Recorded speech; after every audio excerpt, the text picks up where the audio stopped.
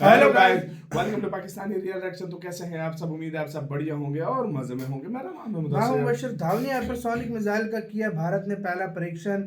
पूरी दुनिया हैरान हो गई है। हाइपरसोनिक धावनी इसका शायद कोई नाम है।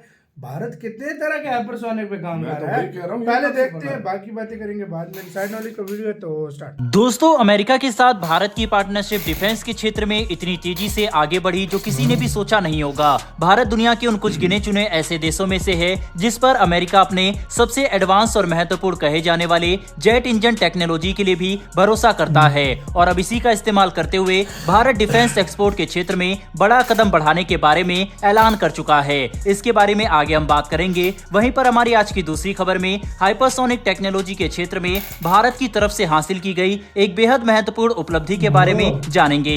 तो चलिए अब इस वीडियो को शुरू कर लेते हैं। दरअसल दोस्तों, लेटेस्ट रिपोर्ट के मुताबिक भारत के हिंदुस्तान एरोनॉटिक्स लिमिटेड के चीफ डॉक्टर CB अनंत कृष्णन ने मीडिया के साथ इंटरव्यू में बातचीत करते हुए भारत की एक काफी बड़ी महत्वाकांक्षी परियोजना का खुलासा किया, जिसमें हम अमेरिका से मिलने वाली जेट इंजन टेक्नोलॉजी का इस्तेमाल करके ग्लोबल लेवल पर अपने निर्यात को बढ़ावा देना चाहते हैं। भारत का ये कदम डिफेंस के क्षेत्र में हमारी बढ़ती मजबूती और संसाधनों के सही इस्तेमाल करने को दर्शाता है।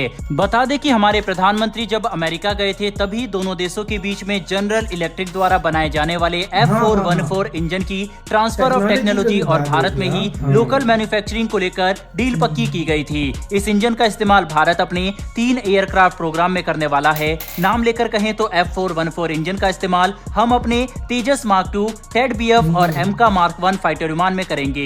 इसके लिए हमें ऐसे सैकड़ों इंजन की जरूरत होगी, इसीलिए लोकल मैन्युफैक्चरिंग भारत के लिए काफी बड़ी बात है। और अब क्योंकि भारत इन्हें लोकल लेवल पर बना सकता है, साथ ही हमारे पास 80% ट्रांसफर ऑफ टेक्नोलॉजी भी होगी, तो भारत F414 जैसे वर्सटाइल और वाइडली यूज्ड इंजन के इकोसिस्टम का पूरा इस्तेमाल करना चाहता है। ये इंजन स्वीडन के ग्रिपन, साउथ कोरिया के F21 और अमेरिकी नौसेना के F18 फाइटर विमान में इस्तेमाल किया जाता है, जिससे हमें 2 बातों का पता चला। पहली तो यह है कि F414 बेहद सक्षम और भरोसेमंद है, और दूसरा कि यह काफी अलग अलग प्लेटफॉर्म और रोल के लिए इस्तेमाल किया जा सकता है। लेकिन हमें यहाँ पर इस बात को भी समझना होगा कि जब भारत F414 इंजन जैसे एडवांस इंजन की टेक्नोलॉजी को लोकल मैन्युफैक्चरिंग के लिए इस्तेमाल करेगा तो इसमें काफी परेशानी भी आने वाली है। सबसे पहले तो भारत को सप्लाई चेन का निर्माण करना होगा जो किसी भी तरह के युद्ध या विवाद से अलग हो, ताकि हम हर हालत में इस महत्वपूर्ण इंजन का प्रोडक्शन जारी रख सके। इसके अलावा इंटरनेशनल मार्केट के कठिन स्टैंडर्ड को भी भारत को हासिल करना होगा, तभी जाकर हम ग्लोबल एक्सपोर्ट मार्केट में एक मजबूत छवि बना सकते हैं। ऐसा करने के लिए भारत पूरी तरह से तैयार है, क्योंकि हम स्वदेशी लेवल पर इंजन का विकास कर रहे हैं और चाहते हैं कि हमारे 5वीं पीढ़ी के फाइटर विमान के दूसरे चरण के सभी फाइटर विमान में स्वदेशी इंजन ही लगा हो।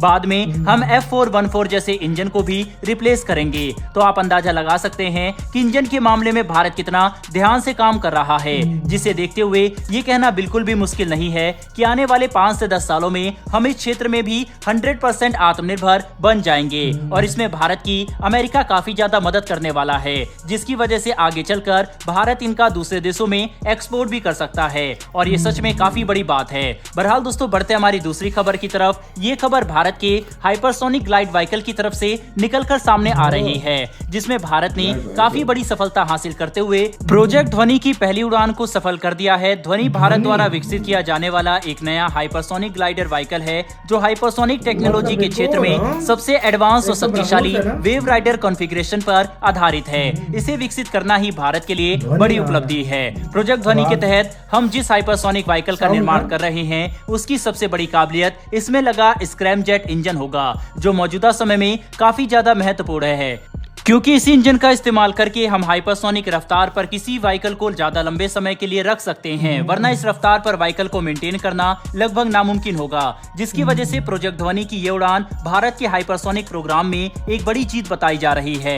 दोस्तों, स्क्रैमजेट इंजन की खासियत होती है कि हवा में उड़ान के दौरान ही हमारे वातावरण से ऑक्सीजन सोखने में सक्षम होता है, जिसकी वजह से इसे एयर ब्रीथिंग इंजन भी कहा जाता है। और इसी क्षमता की बदौलत इस तरह के इंजन हाइपरसोनिक रफ्तार पर उड़ने में सक्षम हो पाते हैं। बता दें कि फिलहाल दुनिया में मात्र गिनती के देश हैं जिनके पास हाइपरसोनिक प्रोग्राम सही लेवल पर हो, और इसमें अब भारत भी शामिल होता दिखाई पड़ रहा है, वरना इस टेक्नोलॉजी में अमेरिका भी पीछे है। हालांकि हाइपरसोनिक इंजन के क्षेत्र में अभी भी भारत को काफी काम करने की जरूरत है, क्योंकि 2022 में हमने अपने स्क्रैमजेट इंजन का परीक्षण किया था।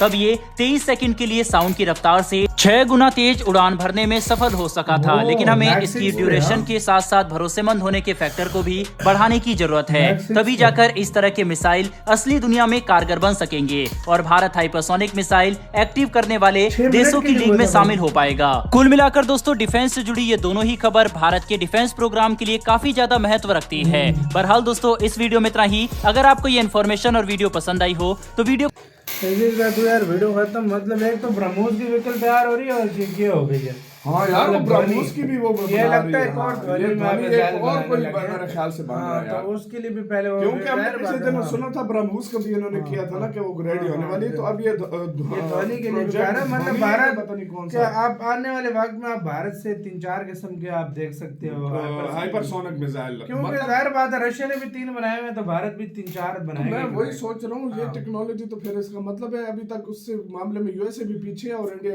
यूएसए बहुत पीछे है भाई। इसमें आगे सिर्फ 3 देश हैं, रशिया तो चलो बना चुका या चाइना बना इंडिया, और कोई नहीं है भाई। और इसके अलावा एक देश भी नहीं है जो इस चीज को टक्कर दे सकता हो। वाकई में ये बात सच है, या रशिया या चाइना या फिर अब इंडिया कर रहा है सब कुछ, और 2-3 किस्म के कर रहा है। इस बात पर आइडिया लगा लो कि इंडिया बैकअप कैसा रख रहा है कि भाई एक नहीं दूसरा। और अब वो इंजन भारत में बनेगा जो F-18 ग्रिपेन और इन चीजों में लगता है, और आप सोचो कितना वो कारीगर इंजन है। और भारत अपने 3 तरह के, और देखो 80% जो है ना सारा वो इंडिया का होगा, सारा सिस्टम मेक इन इंडिया कहता है, मतलब जो पार्ट्स वगैरह होंगे वो इंडिया में 80% पार्ट्स बनेंगे और बाकी 20% शायद फिर वहीं से है। और यार और दूसरी बात ये कि मेंटेन भी करना होगा। देखो अगर इंडिया ने, वाकई इसमें कोई शक नहीं है यार, देखो अगर इंडिया ने अपना कोई भी एयरक्राफ्ट अगर दूसरी मार्केट में बेचना है या किसी ने लेना है ना, तो इंडिया को अपना एक तो इंजन तो